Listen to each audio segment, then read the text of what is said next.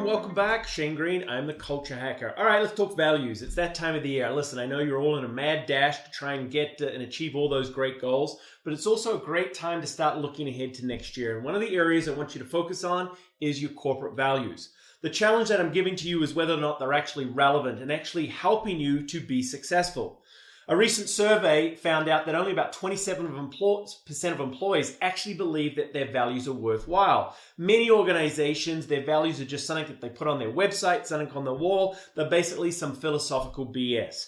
Unfortunately, in this time and in this era, your values must mean something. So it's time for an overhaul, time for a refresh or a rebuild. Let's check out how to do that with your values. All right, first thing is do a values assessment. Engage your employees, your vendors, managers, everybody, and ask them what they think the values are and what they think they mean. If you find a lot of alignment, that means your values are in pretty good shape. And that's a great sign that you are moving in the right direction. However, when we get into most organizations and conduct this value type assessment, we find that first of all, people actually aren't aligned on what the actual values are. And second of all, more importantly, the definition of what those values are all over the place. So that's a good indication that you need to update or do a bit of a refresh.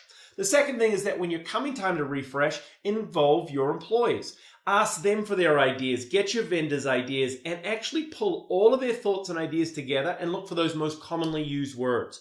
Look for those ideas that seem to come up time and time again. That's a great indicator of the key values or words that are going to drive you in the right direction. Now, when it comes to refreshing your values, less is more, which means keep it simple and don't have too many. We go into organizations that have 20 values and it's like they're all over the place. It's confusing, it's frustrating. And remember, values drive behavior and performance. If you have too many, you're driving performance all over the place.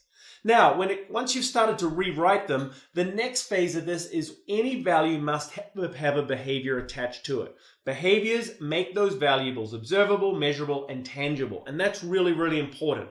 If you've just got a value, but it's sort of some philosophical sort of idea, it's not going to help drive the type of performance you're looking for. So every value needs one or two clearly distinct behaviors that really defines whether or not someone is delivering on that value. So that's really important. Now, once you got your values and your behaviors defined, now you got to communicate it everywhere. I get it. Put the posters up, put those emails out, but the most important way to communicate is through your managers. They need to lead by example. So it's critical that you get your managers involved and that they absolutely understand the expectations of them.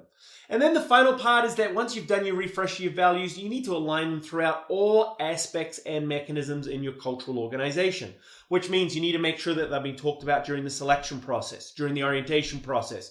Make sure they're talking about through onboarding. Make sure there's regular training about it. Make sure your performance management is aligned with it. Recognition, accountability, all of these things. Remember, your values define how work gets done, so therefore they must be seen throughout all of these elements of your organization. Listen, I know you've got a lot going on. It's the end of the year. It's crazy busy, but I can tell you, one of the best uses of your time over the coming weeks and month is to take a moment, check your values out, and ask yourself, are they really driving and delivering what you want them to do? And what you want them to do is to define great behavior and performance in your organization. Good luck, Happy New Year, and we'll see you again soon. Cheers.